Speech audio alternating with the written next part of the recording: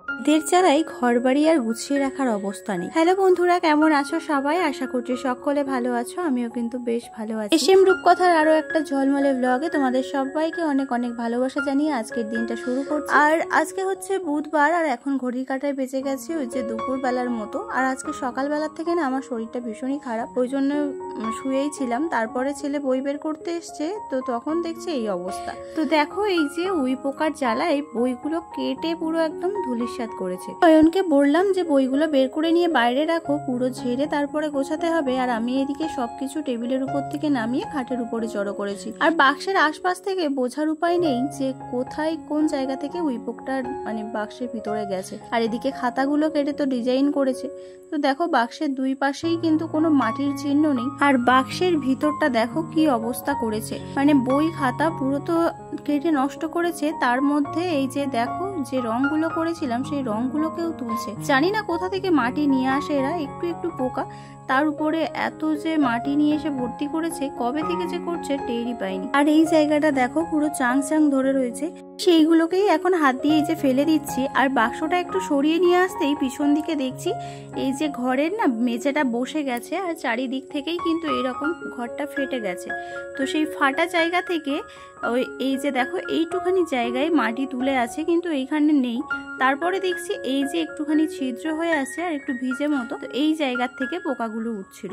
তো চলো এখন বাক্সটাকে ভালো করে সরিয়ে নিই, না হলে পরিষ্কার করা যাবে না, কারণ বাক্সের ভিতরটা বাইরেটা ভালো করে পরিষ্কার করতে হবে। আর আমাদের এই বাক্সের এই উপরের যে মানে ঢাকা মতো যেটা, ওটা খোলা যায়, ওই জন্যই একটা সুবিধা বলতে পারো যে ওটা খুলে নিয়ে তারপর ভিতর দিয়ে ভালো করে পরিষ্কার করে নেওয়া যায়। আর আমাদের ছোটটা দেখেছো তো, যখনই কাজ করি তখনই ঝাঁটার সামনে গিয়ে মানে বিরক্ত করতে থাকে। তো ওকে বললাম খাটের উপরে ওঠ, আমি একটুখানি এটা ঠিক করে নিই। তো খাটের উপরে উঠে আছে। আর অয়ন দেখো ওই কোনায় দাঁড়িয়ে আছে, কারণ ওই বক্সের তারটা না খুলে গেছে। আর বক্সের তারটা দেয়ালে সেটিং করা আছে তো পেরেক দিয়ে দিয়ে, তো ওই জন্যই ওখান থেকে আর সরানো যাচ্ছে না। আর তারটাও ছোট, বিছানা পর্যন্ত আসবে না, তো ওই জন্যই। তো এই দেখো বাক্সটা আমি পরিষ্কার করছি, বাক্সের নিচেও কিন্তু হয়েছে। আর ছোটু বিরক্ত করছিল, তাই ওকে একটু বকা দিলাম, দিতে ও বাইরে চলে গেছে।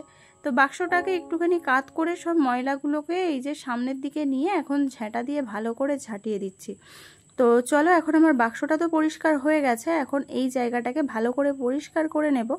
আর পরিষ্কার করতে করতে দেখি বড় আলমারির তলায় এখন দেখছি তো কিছু নেই, কিন্তু পরে কি হবে জানি না, কারণ পোকাগুলো যে কোন দিকে গেল আমি নিজেও বুঝতে পারছি না। এখানে কিন্তু সেরকম পোকা নেই, শুধু বইয়ের মধ্যে কটা পোকা ছিল সেইগুলোকেই বাইরে বের করে দিয়ে এসছি, মানে বই সমেত সব কিছুই বাইরে বের করে দিয়ে এসছি।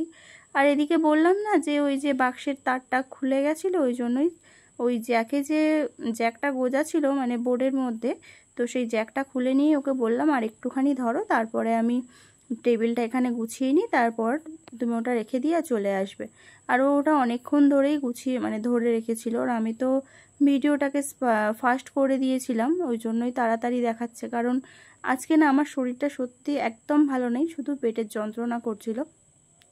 ওই জন্য সকালবেলা শুধু রান্নাটা করে আর শুয়ে আছি সারাটা দিন, ঘরের কোনো কিছু গোছাইনি। আর কিছুদিন আগে তো কাঠের আলমারিটা পুরো কাপড় টাপড় কেটে নষ্ট করেছিল। আর আজকে আবার এই বইয়ের টেবিলটা দেখছি এরকম করেছে। কি যে করি আমি ভেবেই পাচ্ছি না, যেই একটু করে গুছিয়ে দিই আবার দেখি এইরকম উই পোকা মাটি তুলে ঘর বাড়ি পুরো একদম জামা কাপড়ে ছড়াছড়ি হয়ে থাকে। তো যাই হোক, চলো এখন একে একে টেবিলের উপরটাও গুছিয়ে নেব, কারণ এগুলো নিত্য প্রয়োজনীয় জিনিস, এগুলো এখানে মানে পড়ার যাবতীয় জিনিস এখানে থাকে। আর এক্সট্রা কিছু জিনিস আমি এখানেই রাখছি, কারণ এখনও বই খাতাগুলো গুছিয়ে উঠতে পারিনি। তো এখানে আগের দিন 2 পাতা ন্যাপথুল এনেছিল, তো সেটা 1 পাতা গুঁড়ো করে কাঠের আলমারিতে দিয়েছি, আর একটা পাতা ছিল, তো সেটাকেই এখন গুঁড়ো করে নিলাম। নিয়ে চলো এখন বাক্সের ভিতর দিয়ে দিই। তো কাঠের আলমারির ভিতরে না দেখছি উই পোকা ঢুকতে পারেনি ওই ন্যাপথুলের গন্ধে, আর বাইরের দিকে উই পোকা হচ্ছে কিন্তু ভিতরে ঢুকতে পারেনি। তো যাই হোক, চলো এখন এখানে দিয়ে দিই, তারপরে বই খাতাগুলো দেখি কখন গোছাতে পারি। আর আমার এত মাথা ঘুরছে আর এত পেটে যন্ত্রণা করছে কি বলবো। তার উপর ছোটুও বদমাইশি করছে, দেখো এক সমান পাখা নিয়ে হাওয়া করছে। তারপরে যেই বললাম বাবা একটু বাইরে যাও, তো বাইরে গিয়ে বই খাতাগুলো নিয়ে পড়েছে আর হাওয়া করছে। তো চলো এখন ঘর বারান্দাটা ভালো করে ঝাড় দিয়ে নিই, মানে বারান্দা তো এখন আমি হাত দিয়ে দেবো না, কারণ আমার খুবই শরীরটা খারাপ লাগছে। আমি মানে এতটা কষ্ট করে যে এই কাজগুলো করছি বলে বোঝাতে পারবো না। তো যাই হোক, এখন এই ময়লাগুলোকে বাইরে বের করে দিয়ে আর একটুখানি শোবো, মাথা ঘুরছে ভীষণ। আর ছোটুকে ওর দাদা স্নান করিয়ে দেবে, আমি বলে দিলাম যে একটু ছোটুকে স্নান করিয়ে দিতে। আর গায়ে না জ্বর জ্বর মতো আসছে। করবো বলো, এইগুলো দেখে তো আর ফেলে রাখতে পারি না, আরও তো ওই পোকায় বই খাতাগুলো নষ্ট করবে, তাই না? ওই জন্য কষ্ট করে ওই বই খাতাটাই একটু পরিষ্কার করে বাইরে বের করলাম।